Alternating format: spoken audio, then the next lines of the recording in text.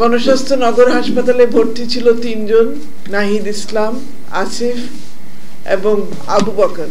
যেদিন ওদেরকে নিয়ে যায় সেদিন কিন্তু ওরা তখনও কিন্তু চিকিৎসাধীন অবস্থায়, এবং যখন ডিবির লোক এসে তার আগের থেকেই হাসপাতাল গিজগিজ করছিল, ডিবি, এনএসআই, এসবি, সিআইডি অন্তত এবং ডিজিএফআই ৫টা প্রতিষ্ঠানের লোকজন হাসপাতাল গিজগিজ করছিল, বোঝা যাচ্ছিল যে কিছু একটা ঘটনা হবে। তো আমাদের চিকিৎসক এবং নার্সরা, সেবিকারা কিছুটা আন্দাজ করছিল যে কিছু একটা হতে পারে। তার আগেই তারা টেবিল নিয়ে করিডোরে বসে গেছে, এবং ওইদিকে ওই ক্যাবিনের দিকে কে যাচ্ছে না সব কিছু নোট করা হচ্ছে। রীতিমতো একটা মানে কি বলবো, একটা সার্ভেলেন্স অপারেশন চলছিল। এর মধ্যে হঠাৎ করেই বিকালবেলায় ডিবির উচ্চপদস্থ কর্মকর্তারা আসলেন, এসে বললেন যে আমরা নিয়ে যাব।